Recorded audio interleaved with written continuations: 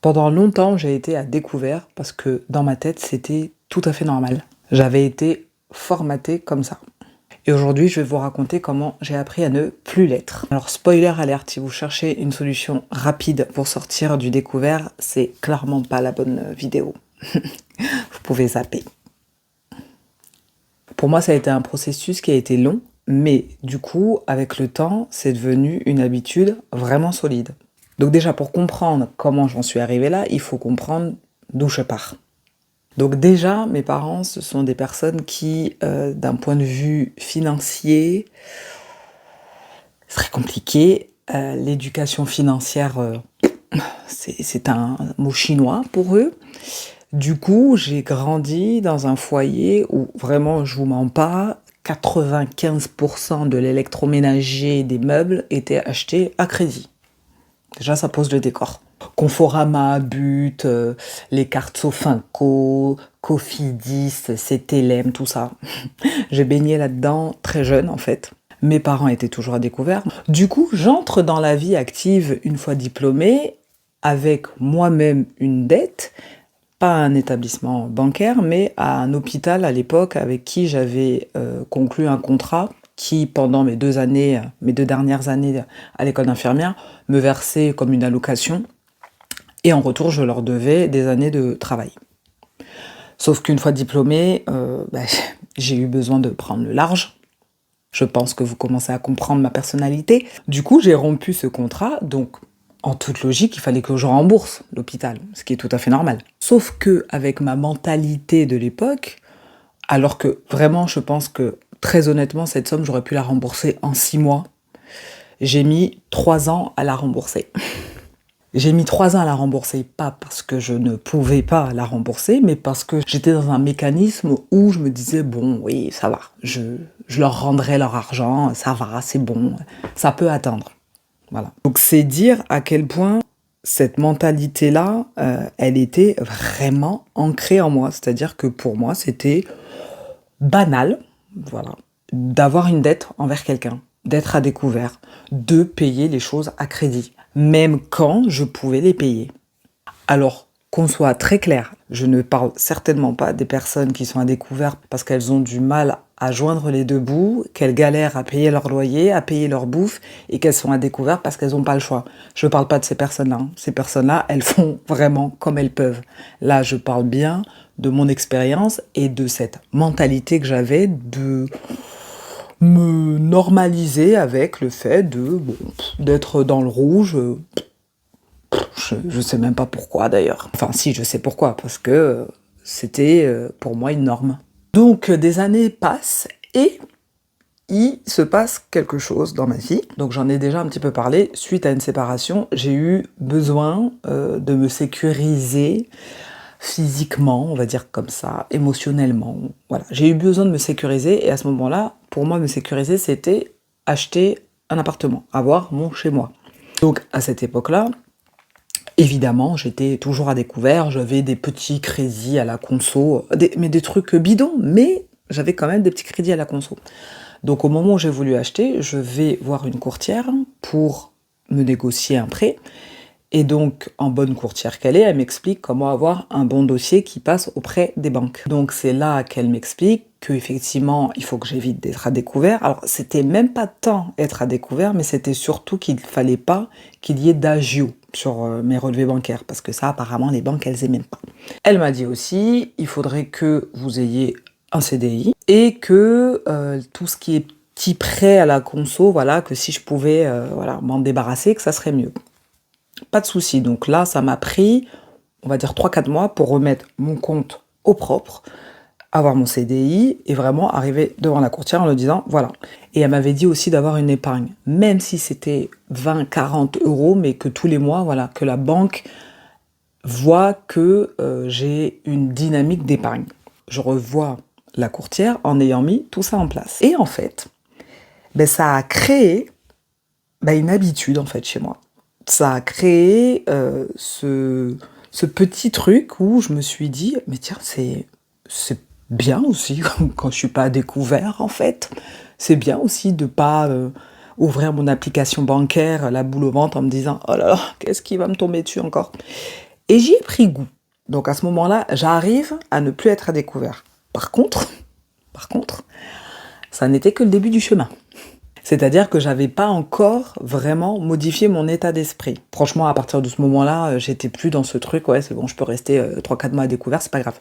Ça, c'était réglé. Il y avait une autre chose que je voulais vraiment reprogrammer, c'était vraiment cette dynamique financière. C'est-à-dire, pour moi, ça n'avait plus d'intérêt, par exemple, de payer quelque chose en plusieurs fois, même si c'était sans frais, quand je pouvais le payer cash, parce que j'avais ça aussi. C'est-à-dire que des fois, je pouvais payer quelque chose cash, là, voilà, je sais pas, quelque chose à 100, 200 euros, mais je ne sais pas trop pourquoi. À partir du moment où il y avait une proposition de paiement en plusieurs fois, je dis, oh bah allez, je vais le payer en plusieurs fois. Et ça, je l'ai déprogrammé aussi. Et ça, c'est pas si vieux, ça a peut-être, disons, 2-3 ans, même si, encore une fois, c'était des paiements sans frais, même si c'était 0%. J'ai arrêté ça. Parce que je partais du principe que si je voulais par exemple m'acheter quelque chose, c'est soit je pouvais me l'acheter, et quand je dis m'acheter quelque chose, je parle de choses pas vitales, hein. Je parle pas de nourriture, je parle pas d'une voiture pour bosser. Je vous donne un exemple avec mon téléphone actuel, je l'ai acheté il y a 1 an et demi, neuf, je l'ai payé cash. Le téléphone que j'avais eu juste avant, je l'avais payé en plusieurs fois, alors qu'à ce moment-là, j'aurais pu le payer directement. Et je peux même pas vous expliquer pourquoi. Enfin, si, je pense que je peux vous expliquer pourquoi. C'était le truc de « Ah, faut lâcher cette somme d'un coup, là. Ça faisait un peu mal au bide. » Maintenant, je pars du principe que c'est soit je peux me le payer, et si je peux pas me le payer, ben, c'est pas grave, hein. Tant que mon toit est payé, que mon frigo est rempli, et que j'ai à manger et à boire, c'est là où j'ai développé aussi ce mode de vie simple. Tant que mes besoins vitaux sont satisfaits, si je peux pas me payer un truc, ben je le paye pas en fait. Voilà. Et ça, par contre, cet état d'esprit-là, c'est ça qui a pris du temps. Et c'est en ça que je vous dis que arrêter d'être à découvert ou développer un nouvel état d'esprit financier, ça se fait pas en 1 mois ou en 3 mois ou même en 6 mois. Peut-être que ça fonctionne pour certaines personnes, mais moi j'y crois pas du tout. J'y crois pas du tout. Revenons au sujet. Autre chose très importante que j'ai développée, j'ai appris à respecter l'argent. Qu'est-ce que je veux dire par respecter l'argent? Quand j'ai des personnes qui me disent « ça va, c'est que 5 euros, mais ça va, c'est que 10 euros ». Non, c'est pas que 5 euros, c'est pas que 10 euros. Mon cerveau convertit automatiquement l'argent en nourriture, parce que je suis une morphale et que moi, mon frigo, il faut qu'il y ait à manger dedans. Donc quand tu me dis c'est que 5 euros, moi je te dis avec 5 euros, j'achète 1 kilo de patates, j'achète des carottes, j'achète potentiellement des endives. Tu vas me dire c'est que 10 euros, avec 10 euros j'achète des œufs et de la volaille pour une semaine. Respecter son argent. À partir du moment où j'ai compris ça, épiphanie. Respecter son argent. Un sou, c'est un sou. Et non, dans la vie, on ne peut pas vivre que d'amour et d'eau fraîche. Non, on a besoin d'argent dans la vie en fait. Pour payer son loyer, pour acheter à manger, pour subvenir à ses besoins vitaux, on a besoin d'argent. Donc respectons l'argent. Je sais pas, ça, vraiment, pour moi, ça a vraiment changé beaucoup de choses. Mais encore une fois, ça a pris du temps. Après, je me suis aussi posé la question de pourquoi aussi j'avais ce besoin, des fois, d'aller acheter des choses qui n'étaient pas nécessaires. Et clairement, il y avait aussi ce besoin de combler le vide. Voilà, quand émotionnellement, on n'est pas bien, qu'il y a un mal-être, ceci, cela. J'ai dépensé. Moi, je couds. J'aime beaucoup coudre. Soit dit en passant, j'ai revendu ma surjeteuse, ma machine à coudre. J'ai tout revendu, comme je le disais déjà. Mais j'aime coudre, à la base. Si vous saviez tout ce que j'ai pu dépenser. Merci Instagram. À regarder les derniers patrons qui sortaient, les derniers tissus qui sortaient, ceci, cela. Et j'avais dans ma tête besoin d'acheter tout ça. Donc j'ai acheté. J'ai donné à Emmaüs J'ai revendu certains trucs, mais pour la plupart des choses, j'ai donné. Parce qu'à un moment donné, mon espace mental, quand j'ai pas envie de me prendre la tête, c'est bon, je donne à Emmaüs, je me prends pas la tête. C'est quand même beaucoup d'argent littéralement jeté par les fenêtres, hein. Appelons un chat un chat. Et en ce sens, je trouve que à ce moment-là, j'ai pas forcément respecté mon argent. Mais en même temps, parce qu'il faut être aussi bienveillant envers soi, c'était une période où, ben non, j'étais pas bien, j'étais pas bien, voilà, émotionnellement, et j'avais ce besoin de combler, de remplir et d'acheter. Et je vous assure vraiment, j'ai dépensé. J'ai dépensé beaucoup, beaucoup, beaucoup. En tout cas, voilà, tout ça pour dire que le chemin a été long, mais aujourd'hui, c'est vraiment une libération. C'est-à-dire que maintenant, quand je regarde mon compte, c'est attends, ok, bon, c'est bon, l'argent est toujours là, tout va bien. Faut que je me détache aussi de ce besoin de vérification. Ça fait un petit peu obsessionnel.